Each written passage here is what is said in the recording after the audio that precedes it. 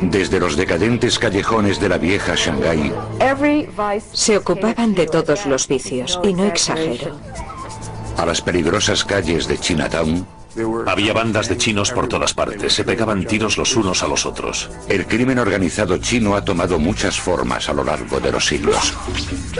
Es un mundo de lampa impregnado de mitos. A los miembros del crimen organizado chino les gusta identificarse con los antiguos guerreros. Y formado en el terror. El equivalente a disparar a las piernas era cortar todos los tendones del cuerpo, lo que convertía a la persona en una especie de masa gelatinosa.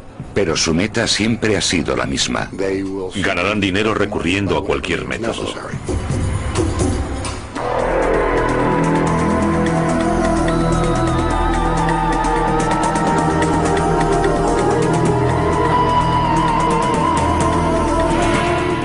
El crimen organizado.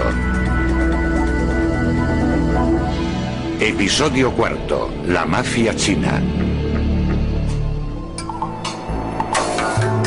17 de diciembre de 1999. 12 hombres de la provincia china de Fujian se abren camino hacia una zona de carga y descarga próxima al puerto de Hong Kong. Los dirigen varios cabezas de serpiente, mercenarios criminales especializados en el contrabando de inmigrantes ilegales. Por un precio exorbitado, los cabezas de serpiente van a colar a los hombres en un barco que se dirige a los Estados Unidos, pero no como pasajeros, sino como carga. Amparándose en la oscuridad, los cabezas de serpiente meten a los hombres en lo que será su hogar durante las próximas 2 semanas. Un contenedor de carga de 3 por 12 metros. No creo que la gente que se mete en esos contenedores sea totalmente consciente de las circunstancias en las que van a viajar. Creo que están tan preocupados por llegar aquí que están dispuestos a correr cualquier tipo de riesgo. Después de unas horas, se termina de cargar y se cierran las puertas. El contenedor va cubierto por un toldo que permite que entre aire durante la travesía. Después podrán cortarlo, lo que permitirá salir a los hombres cuando lleguen a su destino, Seattle, Washington. Su única forma de contacto con el mundo exterior es un móvil, que deberán usar para contactar a su llegada con los cabezas de serpiente de Seattle. Sus únicas comodidades son unas pocas y vitales provisiones. Este contenedor en concreto tenía edredones, agua, alimentos, galletas de arroz y recipientes para eliminar excrementos. Al día siguiente, el contenedor, propiedad de una naviera con base en Tokio llamada NIK Limited, es introducido en la bodega de un barco llamado OOCL Faith. A los agentes de la compañía se les ha dicho que el contenedor lleva un cargamento de unidades de maquinaria textil. Sobre él se apilan 8 contenedores más. Atrapados en su interior, los hombres de la provincia de Fujian se preparan para un viaje de 14 días de duración y 6.000 millas, un descenso a los infiernos. Les daba mucho miedo morirse o pensar en lo que podría pasarles durante el viaje, pero ya se habían comprometido, no había vuelta atrás. El tráfico de carga humana es solo uno de los muchos negocios ilegales que han convertido a la mafia china en una fuerza a nivel mundial. La mejor forma de resumir el crimen organizado chino es decir que es un supermercado del delito. Están dispuestos a asesinar por dinero, secuestrar, extorsionar, prestar dinero, blanquearlo, cometer delitos de guante blanco, delitos informáticos, cualquier delito que les ayude a conseguir cualquier tipo de ganancia económica. Pero durante los últimos 20 años el negocio de introducir ilegales ha crecido más que otros. Cada año introducen en los Estados Unidos a miles de ilegales chinos, usando una amplia variedad de conductos facilitados por una red global de cabezas de serpiente. Es una empresa criminal muy amplia, ocurre en todas las fronteras terrestres, puertos y aeropuertos internacionales de los Estados Unidos. La gran mayoría de los que intentan colarse en los Estados Unidos, como los 12 hombres del OOCL Faith, proceden de la provincia costera de Fujian. Durante siglos los que emigran de Fujian se han lanzado al mar en busca de una vida mejor. Hoy miran hacia la montaña de oro, los Estados Unidos, donde un trabajador medio gana 10 veces más de lo que gana un fujianés medio. Incluso el salario más reducido de aquí puede ayudar a aldeas enteras de la provincia de Fujian. Hasta las peores condiciones de aquí son mejores que las mejores de allí. La recompensa de un viaje con final feliz puede ser enorme. Una nueva vida en América y dinero para enviar a la China. Pero los riesgos también son enormes. Los cabezas de serpiente cobran unas tarifas desmesuradas por sus servicios. Piensen en el margen de beneficio que queda si introducen 20, 30 o 40 chinos en los Estados Unidos a aproximadamente $40.000 por persona. Lo normal es que una familia o una aldea, o bien alguien que ayude desde los Estados Unidos, reúna el dinero para pagar el primer plazo de lo que cuesta enviar a uno de sus hijos a los Estados Unidos. Sin embargo, antes de que el joven pueda empezar a enviar dinero a casa, primero ha de pagar el resto de su deuda con el cabeza de serpiente. Casi siempre el resultado es una especie de contrato de servidumbre. Muchas horas de trabajo en restaurantes o talleres ilegales para un inmigrante ilegal a merced de un sindicato del crimen. Junto con el contrabando de ilegales vienen la extorsión, el secuestro y graves delitos de violencia que incluyen la muerte. No se trata solo de meter a un ilegal en un barco y dejarlo en una playa. Es una actividad que lleva aparejados otros delitos. A pesar de los peligros, los hombres encerrados en el barco están dispuestos a someterse al terrible viaje a través del Pacífico.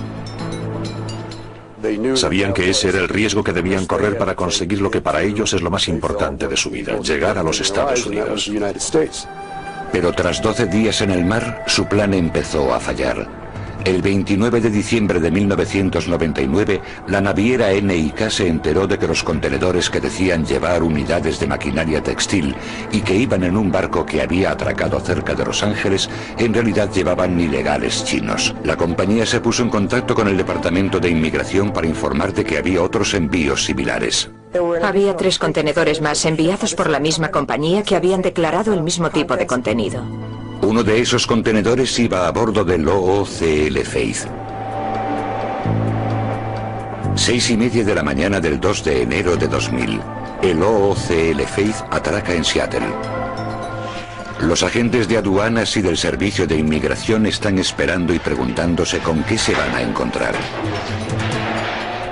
Por fin, después de 2 horas, el contenedor es retirado del barco y depositado aparte. Utilizando máscaras para protegerse de las enfermedades de transmisión aérea, los agentes de aduanas fuerzan la cerradura con cuidado. Hay muchos factores desconocidos a tener en cuenta antes de abrir un contenedor. No sabremos si habrá gente necesitada de atención médica o si habrá gente armada. Cuando se abren las puertas, un olor a basura y a excrementos impregna el aire. Los traductores ordenan en mandarín a los hombres que salgan.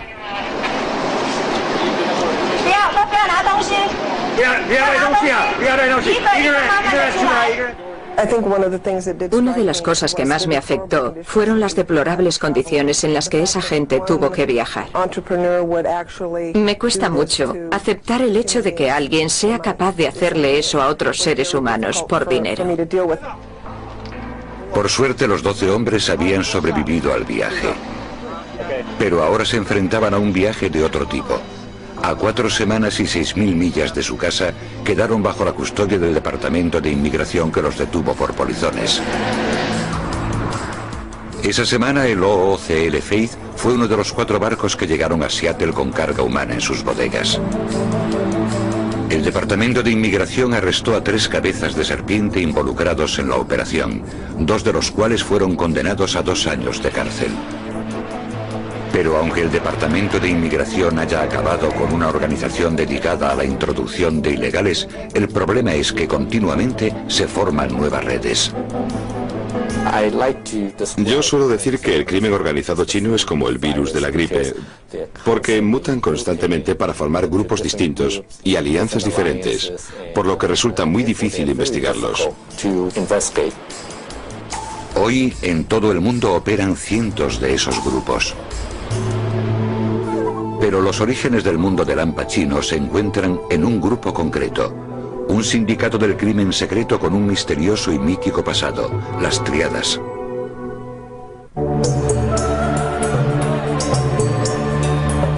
Actualmente el mundo del hampa chino está formado por cientos de diferentes organizaciones criminales.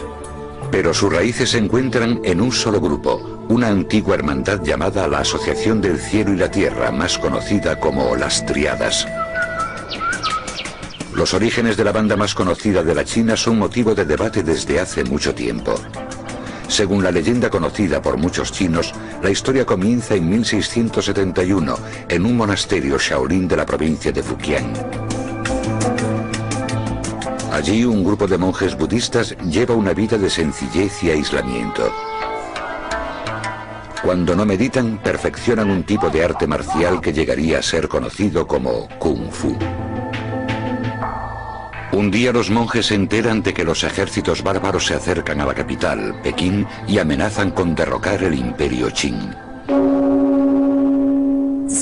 Supone un cataclismo. Los ejércitos imperiales no son lo bastante fuertes como para resistir, por lo que un emperador desesperado pide ayuda a todo el mundo para rechazar la invasión. Llevados por el deber patriótico, los monjes del templo Shaolin responden a la llamada utilizando el Kung Fu para rechazar a los bárbaros sin perder ni un solo hombre. Un agradecido emperador ofrece a los nuevos héroes riquezas y títulos nobiliarios, pero los monjes lo rechazan. En cambio, regresan a su aislada vida en Shaolin sin pensar la traición de los asesores del emperador. Los malvados altos cargos que rodeaban al emperador les sugirieron que si habían hecho aquello podrían hacer cualquier cosa, así que sería mejor librarse de ellos. El emperador, que era manchú y no chino, actúa con rapidez temiendo una rebelión interna. Envía un grupo especial a Fujian, armado con veneno y pólvora, y en un banquete de celebración, los invitados emborrachan a los monjes, y después prenden fuego al templo. Las llamas devoran el monasterio, matando a casi todos los monjes Shaolin. Los 5 únicos supervivientes caminan durante días para huir de las tropas del emperador. Por fin se detienen a descansar junto a un arroyo donde descubren un pebetero que flota en el agua.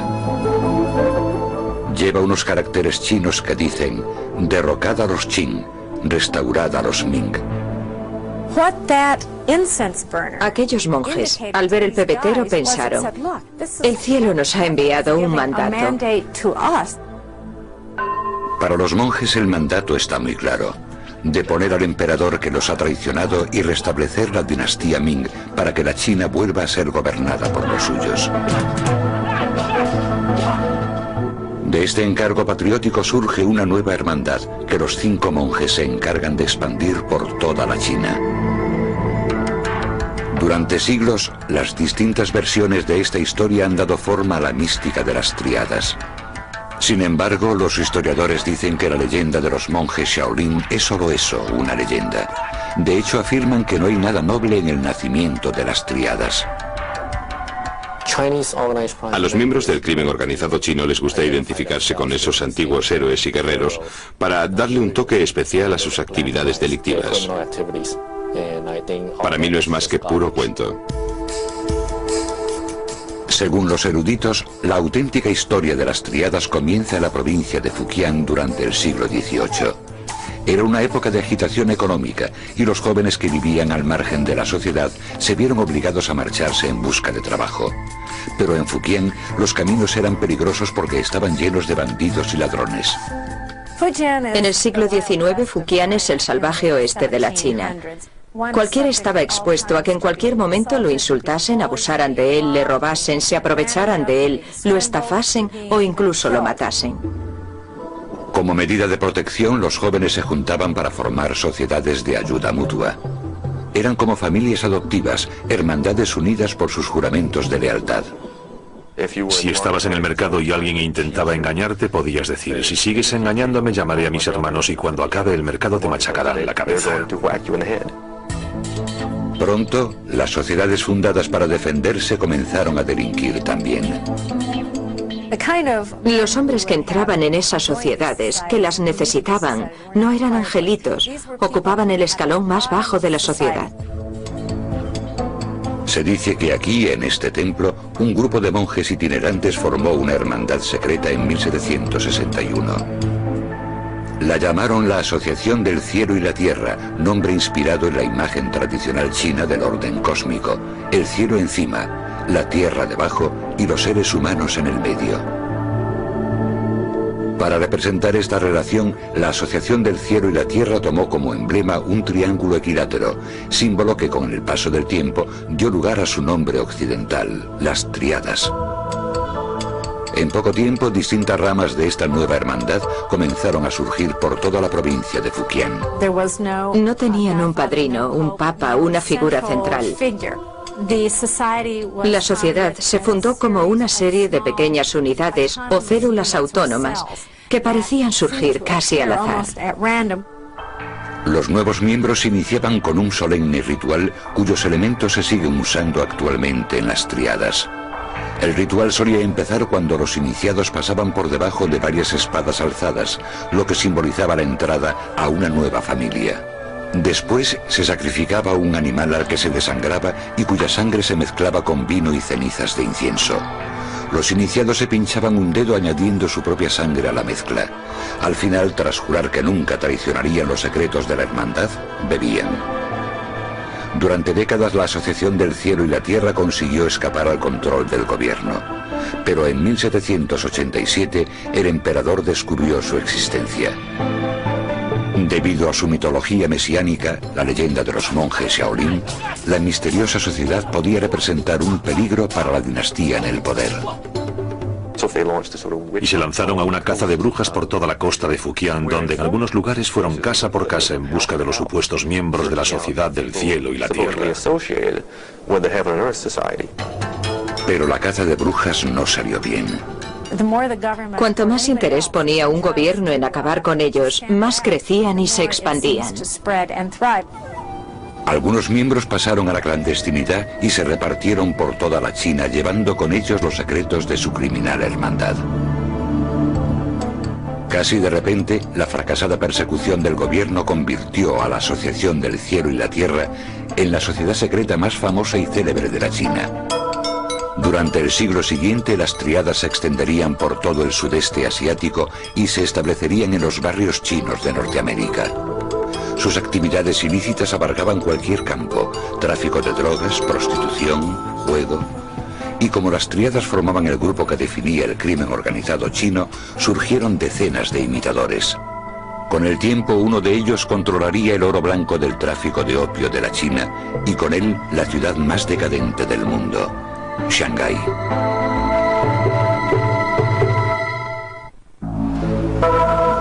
A principios del siglo XX, al igual que hoy, Shanghái era la ciudad más cosmopolita de la China continental. También era la más peligrosa, decadente y corrupta. Era un lugar de la China donde lo oriental se juntaba con lo occidental, provocando todo tipo de excesos. Se ocupaban de todos los vicios, y no exagero. La ciudad era en realidad tres mundos dentro de uno: los territorios británico, francés y chino, cada uno custodiado por su propia policía. Era el caldo de cultivo perfecto para la delincuencia. Un bandido podía delinquir en una jurisdicción y escaparse a otra para evitar ser arrestado. Con el paso del tiempo, una única banda dominaría el próspero mundo de Lampa de la ciudad. Y un ambicioso gángster se convertiría en el señor del crimen más poderoso que la China ha visto jamás. Con el auge de las Tríadas a finales del siglo XVIII, las sociedades secretas comenzaron a surgir por toda la China. Una de las mayores era la famosa Banda Verde. La Banda Verde comenzó siendo una asociación benéfica para los barqueros que trabajaban en el Gran Canal, la vía fluvial interior por la que se transportaba el arroz de los impuestos desde el centro de la China a Pekín. Cuando la llegada de los barcos de vapor dejó sin trabajo a los barqueros, muchos se dirigieron a la ciudad. Los componentes de la Banda Verde comenzaron a llegar a Shanghái, donde al principio fueron obreros normales, pero después comenzaron a tomar parte en los negocios ilegales de la ciudad. Gracias a su experiencia en navegación y transporte, los componentes de la Banda Verde se abrieron camino en el próspero tráfico de opio. El opio era el mayor negocio de Shanghái. Y de él dependían otros negocios ilegales auxiliares, robo a mano armada, prostitución, juego, préstamos ilegales, etc. A mediados de los 20, los miembros de la Banda Verde controlaban los negocios ilegales de los 3 sectores de Shanghái. En una ciudad del tamaño del Chicago de Al Capone, la Banda Verde lo controlaba todo. La Banda Verde fue capaz en un periodo de tiempo asombrosamente corto de pasar de ser un grupo anticuado de hermanos del norte de la China a convertirse en la organización de criminales más poderosa del mundo. Y en medio de todo aquello estaba un gángster con más poder e influencias de las que Scarface podría haber imaginado, Du Yusheng. Du se crió huérfano y analfabeto en Pudong, una pobre aldea de campesinos al otro lado del río Huangpu, cerca de Shanghái. Llegó a la ciudad a los 14 años. De día el chico, conocido como Du el Orejotas, trabajaba en una tienda limpiando y pelando fruta. Por la noche se dejaba llevar por los vicios que ofrecía la ciudad, fumando opio y jugando. Era una persona inmoral y Shanghái era una ciudad inmoral. Alrededor de 1910, Du juró su entrada en la hermandad secreta del crimen de la Banda Verde. Poco después, el astuto y joven matón comenzó a trabajar para el poderoso jefe del sector francés de la ciudad, Wang Jinrong, o como le apodaban, Wang Picado de Viruela. Wang era uno de los gánsteres más temidos de Shanghái. Además, también era el jefe de la policía china del sector francés de la ciudad, también conocido como Concesión Francesa. Wang era valioso no solo porque pudiera proporcionar información a la policía francesa, sino porque podía manejar el mundo del AMPA de la Concesión Francesa. En la Concesión Francesa, los gánsteres no compraban a la policía, eran la policía. Du Yusheng buscó los favores del jefe del crimen y llegó a convertirse en la mano derecha de Wang. Pero solo estaba esperando su momento. En Shanghái, la lealtad no te lleva a lo más alto. En 1924, cuando su mentor cometió un fatídico error, Du vio la oportunidad de entrar en acción. Todo comenzó una noche en la ópera. Wang Jinrong, el viejo padrino, era aficionado a la ópera.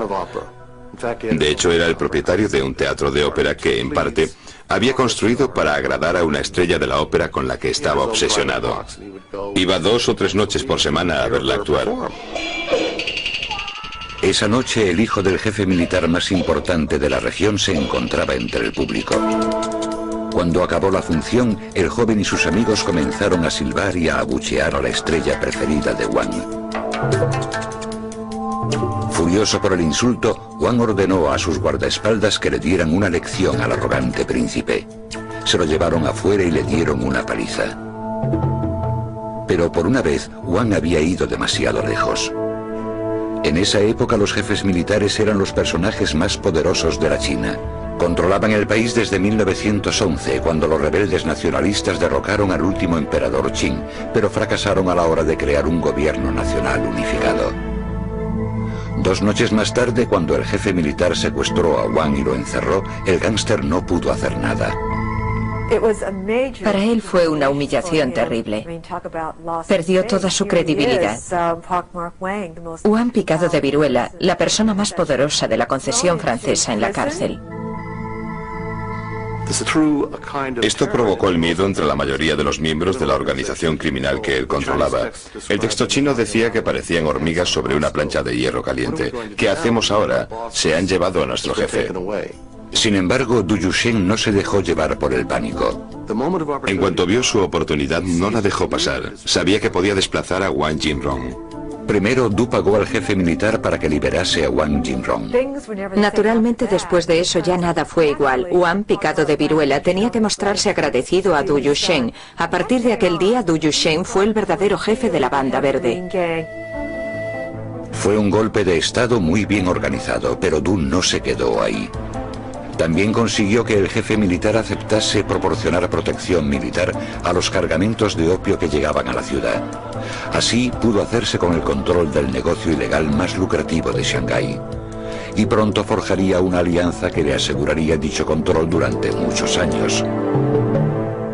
En 1923 las tropas del Partido Nacionalista se habían aliado con los rebeldes comunistas en una campaña para derrotar a los jefes militares y reunificar la China.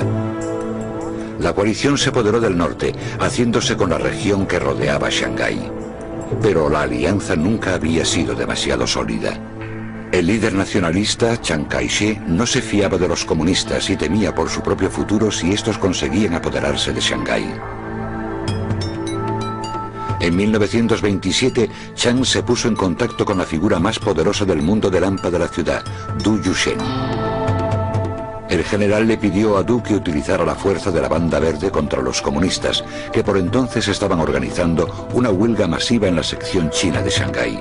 Du aceptó velando por sus intereses. El futuro del monopolio del opio, que él más o menos tenía en Shanghái, se veía amenazado por la victoria comunista.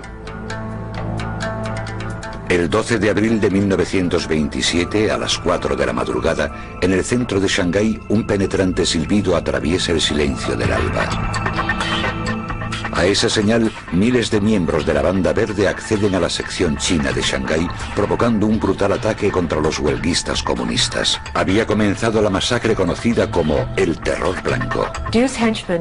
Los esbirros de Du sacaban a los hombres a la calle y los atravesaban con sus bayonetas o les disparaban. Un testigo dijo que las cabezas rodaban por las cunetas como si fueran ciruelas maduras. En cuestión de horas, los hombres de Du masacraron a casi 5.000 personas. El gángster le había entregado la ciudad a Chiang Kai-shek y ahora quería su recompensa. En abril de 1927, el jefe del mundo del crimen de Shanghái, Du Yushen, organizó la salvaje matanza que sería conocida como Terror Blanco. Los componentes de la Banda Verde asesinaron a miles de comunistas, permitiendo que las fuerzas nacionalistas de Chiang Kai-shek se alzaran con el control de la ciudad. Como recompensa, a Du se le concedió el grado de general del ejército nacionalista. Y junto con el cargo llegó lo que el gángster deseaba más que cualquier otra cosa: la respetabilidad. Es el acontecimiento que lo sitúa en un pedestal, por encima de los demás. Y esto hace que empiece a considerarse un político y no solo un criminal. El inculto gángster decidió convertirse en un caballero de Shanghái. Contrató eruditos para que redactasen trabajos sobre su familia, aunque él no sabía leer. Entregó tanto dinero a obras benéficas que en 1931, en el Quién es quién de la China, aparecía como un generoso filántropo. Acabaría siendo directivo de 5 bancos y de una universidad, además de ocupar un alto cargo en la Cámara de Comercio. Y siguió formando parte de la vida social de Shanghái. Este hombre, que surgió del escalón más bajo de la sociedad, ahora es el líder social de Shanghái. Cuando entra en un club nocturno, todo el mundo dice: ahí está, es él. Pero detrás de la fachada de respetabilidad, Du conservó su alma de gángster. Se ha dicho que Du era el Horacio Alger chino. Eso es cierto, pero también era el Al Capone chino. Desde su base en el sector francés, Du mantuvo su puño de acero cerrado sobre el mundo del hampa de Shanghái. Cualquiera que lo contrariara se arriesgaba a experimentar una truculenta forma de justicia. El equivalente a disparar a las piernas era cortar todos los tendones del cuerpo, lo que convertía a la persona en una especie de masa gelatinosa. Para Chiang Kai-shek, el miedo inspirado por Du y sus secuaces se convirtió en una herramienta muy útil para recaudar fondos. Necesitaban a la Banda Verde por su fuerza, ya que muchos de los ciudadanos más ricos de Shanghái vivían en secciones de la ciudad que no estaban bajo el control chino. ¿Quién podía entrar en la concesión francesa y secuestrar o matar a un banquero con impunidad? Los hombres de Du Yushen. Du Yushen se convirtió en el instrumento de terror que asustaba a la clase capitalista de Shanghái. La relación de Du con los nacionalistas también le sirvió a este para llenarse los bolsillos. Tras el Terror Blanco, el gángster se convirtió en el jefe del llamado Comité para la Supresión del Opio, la agencia encargada de todo el opio ilegal confiscado por las autoridades. Du ya tenía el monopolio del tráfico de opio de Shanghái, y ahora, gracias a su puesto en el gobierno, también controlaba las enormes cantidades de droga de las que se incautaban los nacionalistas. Se trata de un negocio redondo. Sería como coger la cocaína almacenada en la sala de pruebas y que la propia policía la vendiese de nuevo en las calles. A principios de los 30, el poder de Du sobre el mundo del AMPA de Shanghái parecía inquebrantable. Se había convertido en el gángster más poderoso de la China y en uno de los hombres más influyentes de Shanghái. Pero el futuro traería consigo el desplome de su imperio y la destrucción de sus sueños de honor. En 1937, las eternas tensiones entre la China y el Japón acabaron en guerra.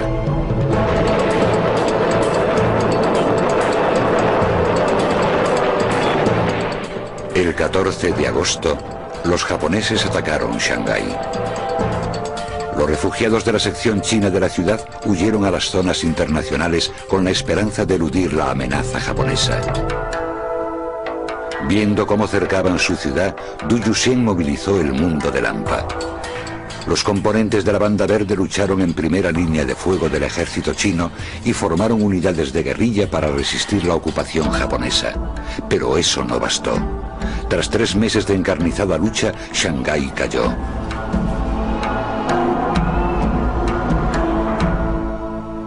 Du Yuxian, junto con otros líderes de la ciudad, subió a bordo de un carguero y huyó a Hong Kong. El mundo del AMPA chino ya no volvería a ser el mismo. En septiembre de 1945, un mes después del fin de la Segunda Guerra Mundial, Du Yuxian regresó a Shanghái por primera vez en 8 años. Esperaba que la ciudad que él había intentado salvar lo recibiese como un héroe, pero no iba a ser así.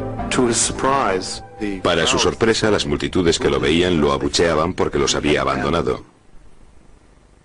Los había dejado vivir bajo la ocupación japonesa, se había ido a Hong Kong y no tuvo que sufrir todo lo que ellos habían sufrido. En abril de 1949, cuando los comunistas de Mao Zedong empezaron a hacerse con el control de la China, Du se fue de Shanghái por última vez. Hacía mucho que había perdido su poder, algunos dicen que incluso estaba arruinado, y su salud se resentía tras varias décadas de abusar del opio. Murió en Hong Kong 2 años después, a los 66 años. Aunque entonces nadie lo lloró demasiado, su leyenda sigue viva. Du era la quinta esencia de Shanghái. Personificaba la ciudad. La revolución comunista acabó con el reinado de la Banda Verde en Shanghái, pero no destruyó el mundo del AMPA chino. Con cientos de bandas operando en el extranjero, el poder pasó del continente a la diáspora china. Con el paso del tiempo, una oleada de inmigrantes convertiría el barrio chino de Nueva York en un semillero para el crimen organizado chino. Y un joven y violento matón declara la guerra con el fin de controlarlo. Ciudad de Nueva York, 1977. En Mott Street, en pleno centro de Chinatown, se ha desatado la guerra. Había bandas de chinos por todas partes, se pegaban tiros los unos a los otros. En medio de todo se encuentra Nicky Louis, el joven y ambicioso líder de una banda. Es su barrio. Al igual que John Gotti se sentaba delante del Raven Night Club, pues este controlaba Mott Street. Con 1,73 de altura y 54 kilos de peso, Nick Louis no da la talla de una leyenda del AMPA. Pero su carisma lo convierte en una de las figuras más temidas de Chinatown, uno de los centros del crimen organizado chino en Norteamérica.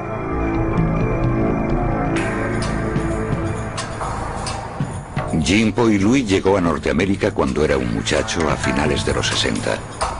El que pronto sería conocido como Nicky formaba parte de una oleada de inmigrantes que empezó a llegar a lo que hasta entonces había sido un barrio tranquilo. Chinatown era una ciudad dentro de la ciudad de Nueva York. Se podía vivir en ella sin tener que hablar inglés y además se podía vivir muy bien. La población china presente en Norteamérica había permanecido estable desde 1882, cuando el Congreso aprobó la ley de exclusión china que prohibía más inmigración procedente de la China. Pero a principios de 1965, el Congreso invirtió dicha política, permitiendo que cada año entrasen en el país legalmente hasta 20.000 chinos. Casi de repente, Chinatown se vio tomada por los recién llegados de Hong Kong, Taiwán y la China continental. Muchos eran jóvenes, a menudo terriblemente pobres e incapaces de hablar inglés. No conseguían empleo, así que tuvieron que salir a la calle y buscarse la vida. Al poco tiempo empezaron a formar bandas callejeras, versiones americanizadas de las hermandades secretas de la China del 18, con nombres que sonaban a antiguo, como los dragones voladores o las águilas blancas. Era una oportunidad para ellos, y eso creó una especie de vacío de poder. Si estabas dispuesto a hacer cosas como amenazar a la gente con armas, podías ganarte la vida. Y aparece Nicky Louis. Violento y astuto, enseguida se puso al mando de una banda llamada Los Fantasmas. Mirabas a la esquina de una calle y a lo mejor había unos 20 o 25 fantasmas, pero aún sin conocerlo podías decir cuál de ellos era Nicky Louis. Era el líder, acudían a él para todo. Sabían que no podían ser Nicky Louis, pero podían vestir como él, podían caminar como él, podían decir que te jodan como él. Era un compendio de cómo actuar. Bajo el liderazgo de Nick Louis, los fantasmas pasaron de realizar pequeños hurtos al robo a mano armada y la extorsión. Sus blancos solían ser los restaurantes que bordeaban las calles de Chinatown. Se acercaban al dueño de un restaurante y le decían: este joven acaba de llegar de Hong Kong, ¿puedes emplearlo en tu restaurante? Y le daban un empleo de 100 o 150 dólares a la semana. El tipo aparecía una o dos veces y ya no volvía nunca más, pero seguía cobrando. Eso es extorsión. Pero el ambicioso Nicky Louis tenía mejores planes. Quería hacerse con el control de todo Chinatown. Para ello tenía que forjar una alianza con una de las organizaciones que llevaban mucho tiempo dirigiendo los negocios ilegales de Chinatown, los Tongs. Los Tongs fueron los primeros que se establecieron en la década de 1860 como asociaciones benéficas para proteger de la discriminación a los trabajadores inmigrantes chinos. Se convirtieron en el centro de la vida de la comunidad en la mayoría de los barrios chinos, una combinación de banco, club social y ayuntamiento, pero no se limitaron a ser benéficos durante mucho tiempo. Algunos de los Tongs degeneraron en organizaciones criminales que dirigían prostíbulos, casas de juego, fumaderos de opio. En Nueva York, los elementos criminales del Tong On Leong habían controlado los negocios ilegales de Mott Street, la calle principal de Chinatown, desde el cambio de siglo. Pero a principios de los 70, la violencia entre bandas comenzaba a afectar a sus operaciones, sobre todo a sus lucrativas casas de juego. Para ponerle fin a esto, el Tong reclutó a una de las bandas, las Águilas Blancas, para hacerles de matones. Los fantasmas se quedaron fuera, obligados a operar en la periferia del barrio chino, pero eso no detuvo a Nicky Louis. La noche del 3 de marzo de 1973, el grupo de Nicky vio a un miembro de las Águilas Blancas, Arthur Ha, solo, de pie en Mott Street. Clavándole un arma en las costillas, los fantasmas lo metieron en un coche y se lo llevaron a uno de los muelles de East River. Allí lo ataron, lo llevaron hasta el borde del agua y lo arrojaron a las rápidas aguas. Su cadáver se recuperó varias semanas después. El asesinato de Arthur Ha conmocionó el mundo del AMPA de Chinatown. Demostraba que los águilas eran vulnerables, en lo que, supuestamente, era su zona geográfica segura. Poco después, el Tong On Leong contrató a los fantasmas como fuerza bruta. El control de Nicky Louis sobre Mott Street ya era completo, pero el éxito lo convirtió en un blanco. Le dispararon tantas veces que se decía que cuando se giraba para esquivar las balas por la noche, se oía el ruido metálico que hacían al chocar. Su habilidad para sobrevivir se convirtió en parte de su misterio y su dureza empezó a formar parte de un mito. Una de esas anécdotas legendarias ocurrió entre Nicky y un policía de Nueva York mientras el gángster yacía en el suelo sangrando tras haber recibido un disparo en el pecho. El detective le preguntó directamente: ¿quién te ha disparado? Y Nicky le dijo: ¿quién eres? Él contestó: soy del departamento de policía de Nueva York. Y Nicky le dice: que te jodan. Era un chico muy duro. Pero Nicky Louis no debía cuidarse solo de las bandas rivales. Después de que los fantasmas se apoderasen de Chinatown, no estaban contentos dentro de su propio grupo, porque algunos ganaban más que otros, así que había problemas dentro del propio grupo. La noche del 28 de agosto de 1978, Nicky se dedicaba a uno de sus pasatiempos preferidos, jugar al mahjong en el sótano de una barbería de Mott Street. No tuvo tiempo para reaccionar cuando un fantasma llamado Robert Shu, alias Patata, sacó una pistola y le pegó un tiro en la cabeza. Milagrosamente la bala no penetró en el cráneo. Nicky pega un salto y se pone a correr por entre los sillones de la barbería. Y esto es lo que él me contó. Oye el clic que hizo la pistola, lo que significa que o está vacía o se ha encasquillado. Pasa corriendo al lado del tipo y huye. Corre hacia Canal Street, hacia Elizabeth Street. Entra en la comisaría y dice, me han disparado. Él ya no sabía quién podía querer matarle, ¿no es cierto? 2 días después, Nicky Louis se despertó en el hospital rodeado de policías. Aceptó cooperar con las autoridades y testificar en contra del que iba a ser su asesino. Pero al hacerlo, tuvo que contar su propio historial delictivo, incluidos varios crímenes. Su testimonio se volvería contra él en 1985, cuando los fiscales lo utilizaron para acusar a Nicky Louis y a otros 24 fantasmas de participar en negocios ilegales. Se volvió contra él. Encerró al tipo que le había disparado, pero fueron sus propias palabras las que lo llevaron a declararse culpable a él también. En octubre de 1986, Nicky Louis fue condenado a 15 años de cárcel.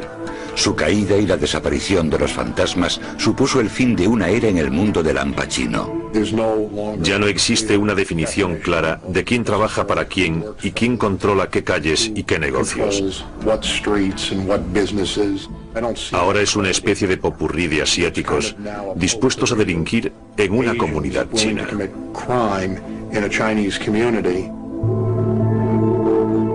Desde que se fundó la Asociación del Cielo y la Tierra hace más de 2 siglos, el mundo del Al Pacino ha sobrevivido y prosperado, pero no ha perdido ni un ápice de su misterio. Hoy en los Estados Unidos se compone de una escurridiza serie de alianzas en constante cambio que solo tienen en común el deseo de enriquecerse. Se dedican a todo, desde el contrabando de heroína hasta el contrabando humano, y han comenzado a traspasar las fronteras de sus propias comunidades. Están dispuestos a trabajar con cualquiera, mientras consigan ganar dinero. Por eso se han convertido en una amenaza mucho más significativa a la seguridad de los ciudadanos de este país. No resulta sencillo definir claramente el crimen organizado chino en la actualidad. Es algo muy complejo, muy intrincado, hay muchos espejos y mucho humo. Es una entidad en la que resulta muy difícil penetrar.